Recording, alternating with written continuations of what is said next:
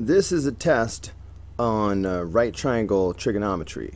So this will make a good review if you're preparing for a test on right triangle trigonometry. This is part 1 of our lesson. Problem number 1, write the ratio that corresponds to the sine of A in lowest terms. Well, these are the definitions of the trig functions, and the sine of an angle is the opposite leg over the hypotenuse. So, if I want the sine of angle A, so this is angle A down here, the opposite would be 6. Of course, the hypotenuse is 10. So the sine of A is going to be 6 over 10, but we want it in lowest terms, so that reduces down to 3/5. So that's it for number 1. Now for number 2, which value of theta gives you that the sine is equal to the sine of 82 degrees. Alright, we have learned that in a right triangle the acute angles are complementary. So for example, if this is 20 degrees, then this will be 70 degrees. They're complementary. That means they have to add up to 90 degrees. But we've also learned that the sine of one angle will equal the cosine of the other angle. So the sine of 70 will equal the cosine of 20. Or it can go the other way around, and we can say the cosine of 70 will equal the sine of 20. And that will work for any of these complementary angles. So for example, if I knew that this was 35 degrees, then that would make this 55 degrees, okay, because I had to do 90 minus 35 is how I found that. But like I said, the cosine of one angle will equal the sine of the other angle. So the cosine of 55 will equal the sine of 35, for example. So for this problem, we have the sine of 82 degrees. Well,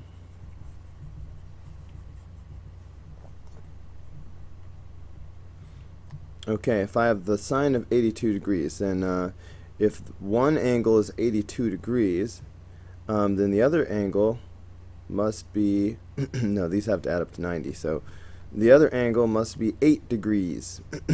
82 and 8, they have to add up to 90. And what we know is the sine of, I almost wrote sine twice, the sine of one angle will equal the cosine of the other angle. So the sine of 82 degrees will equal the cosine of 8 degrees. Okay, so in other words, the cosine of 8 degrees will equal the sine of 82 degrees. Okay, so that must be the value of theta must be 8. So that's why B is the answer for number 2. Now looking at number 3, use the special right triangle relationships. Well, we know about 2 special right triangles. We know about the 30, 60, 90 triangle. That's a special one.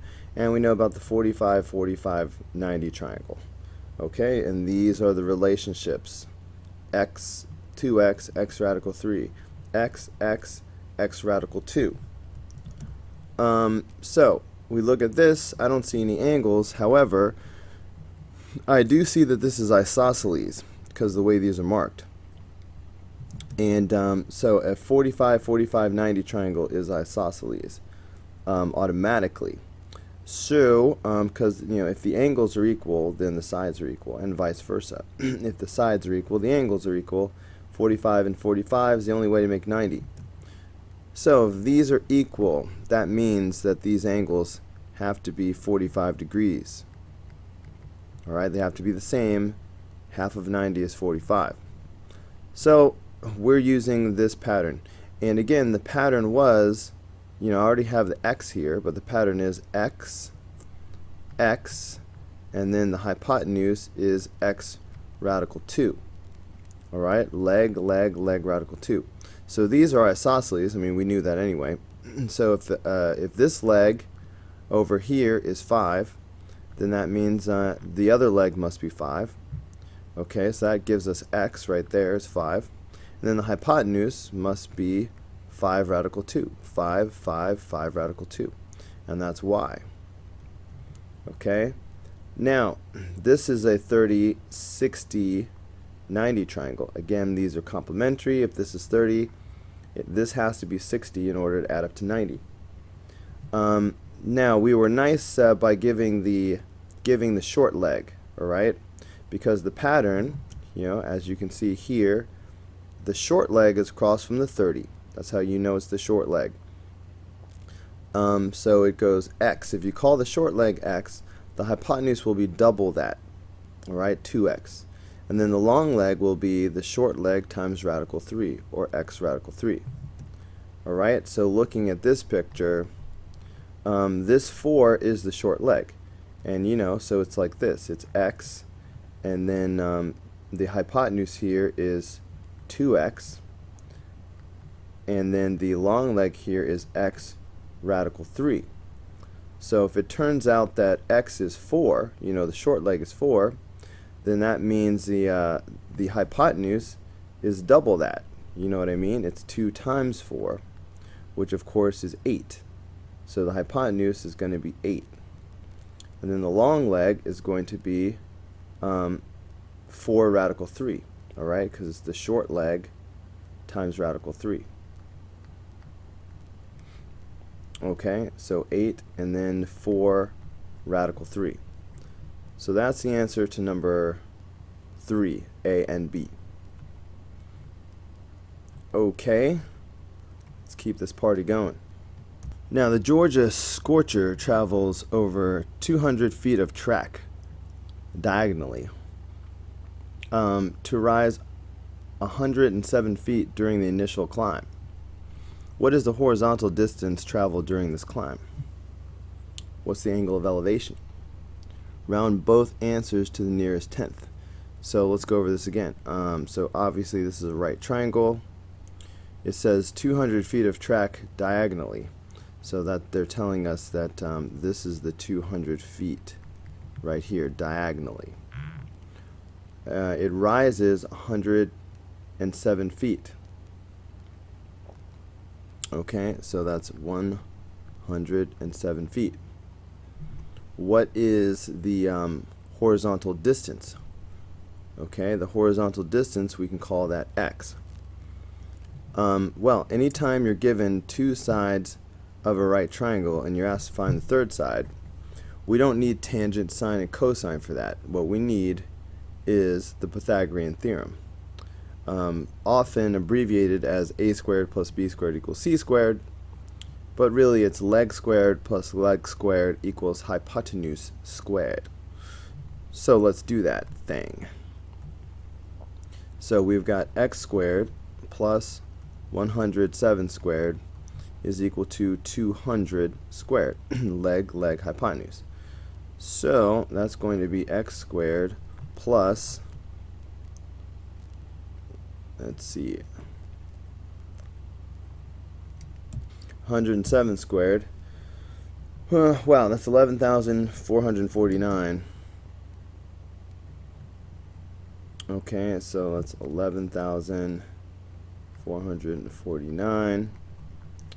And then 200 squared, that's 40,000.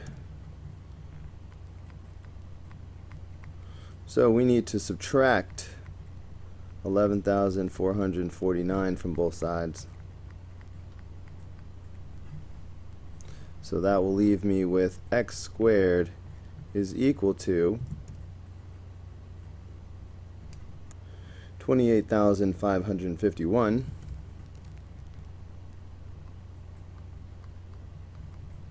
Okay, now I need to take the square root of both sides.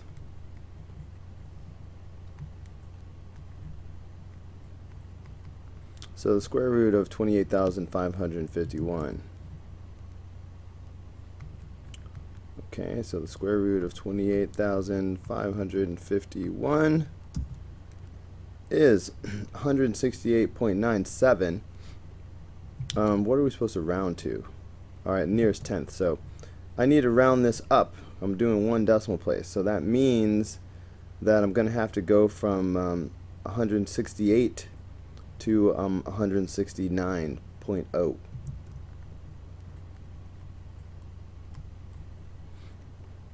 Okay, so that is the horizontal distance that we just found. So the distance is 169 feet, rounded to the nearest tenth. Now, the angle of elevation, we like to use theta to represent our angles. Okay, so this would be the angle of elevation. The angle of elevation is always the one here at the bottom.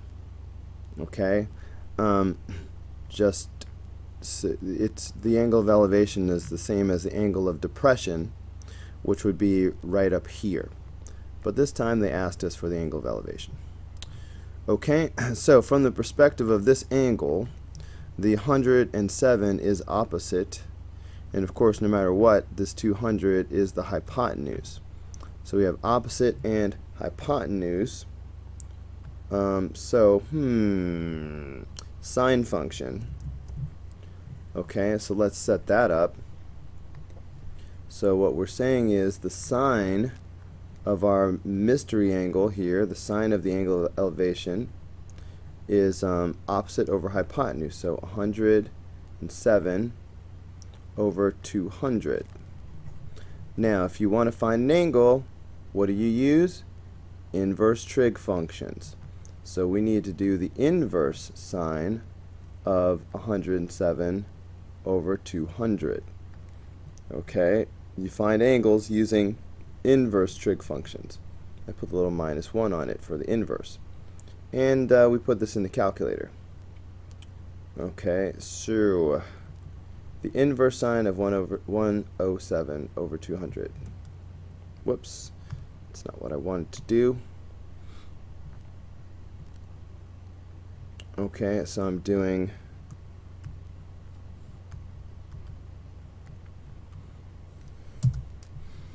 okay, so that's 32.3 degrees.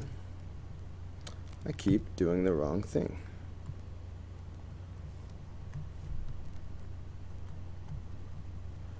Alright, don't forget your units. Alright, feet and degrees. So that's the answer for number 4. Okay. Let's move on to number 5. Which of the following could represent the length of the sides of a triangle? Alright, the bottom line is the two smaller sides have to be more than the biggest side if you add them together. Okay, so I see the biggest side is 3. Alright, so I think of it this way. And then the other sides are 1 and 2. Alright, well 1 plus 2 is exactly 3. So the only way they're going to ever touch is if they are absolutely perfectly flat. Alright, like 1 and 2 make 3. But that's not good enough. There's nothing left over to make the tent, to make the triangle. So that could not be a triangle. Looking at B situation. Okay, the biggest one is 15. So if I've got 15 and then I've got 6 and I've got 8. Okay, well, I said 8 but I wrote 6 again. Let's see. 8 plus 6 is only 14. Okay, that's only 14. That's too small. They will never reach. Okay, they can only reach a distance of 14. They cannot reach over a distance of 15. So that's a no. Look at C. Alright, the biggest length here is 9. So the smaller lengths are 7 and 5. Okay, well, 7 plus 5 is 12.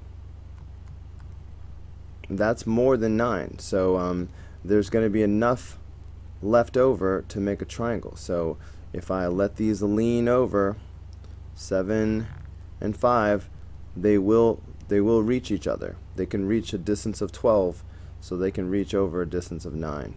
So that means C is the correct answer. Okay, so that's number 5. Number 6. Triangle ABC is a right triangle. What is the measure of AC? Okay, so here's the picture right here. Alright, we're supposed to find AC. Once again, if you're given two sides of a right triangle and we want to find the third side, the way to do that is the Pythagorean Theorem. So one more time we will do a squared plus b squared equals c squared. In other words, leg squared plus leg squared equals hypotenuse squared. So that's going to be 8 squared plus 15 squared is equal to x squared. Okay, so 8 squared plus 15 squared, okay, that is 289. Okay, so what I've got so far is 289 is equal to x squared. So then I need to take the square root of both sides. Alright, so the square root of 289 is 17.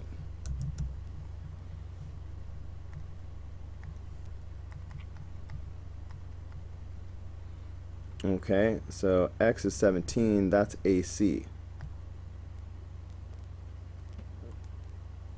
Okay, so that's 17.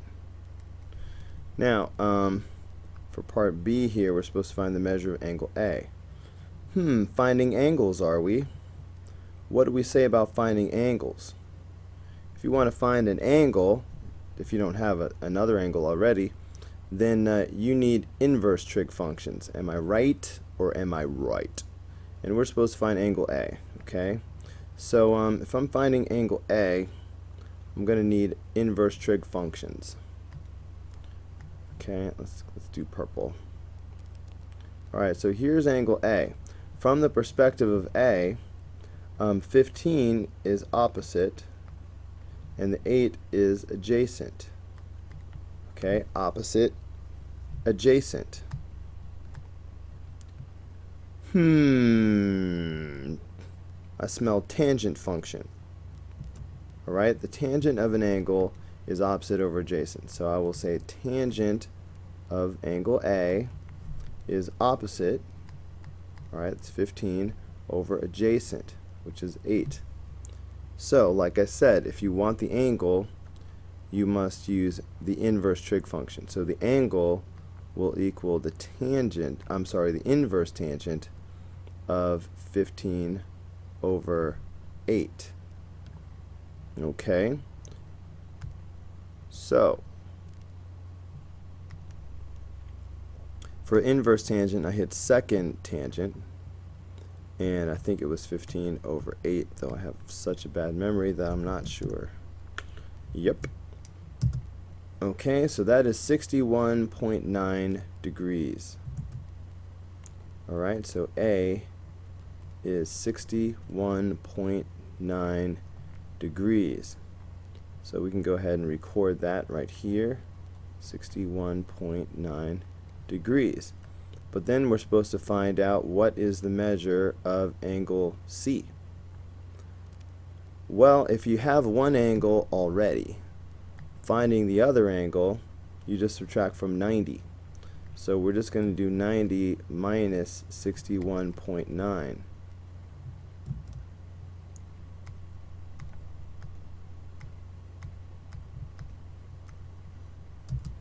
And that's of course 28.1.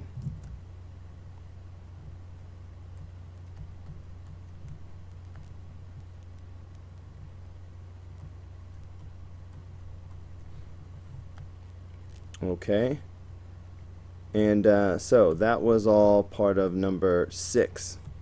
So we're done with number 6 now. Okay, actually we're approaching the 20-minute mark, so I'm going to go ahead and stop this video here at problem number 6. We'll pick up the next video with problem number 7, answering the question, is PYT a right triangle. Right, when I was young, PYT used to stand for pretty young thing, but I'm not sure that's appropriate for me to even say on this video.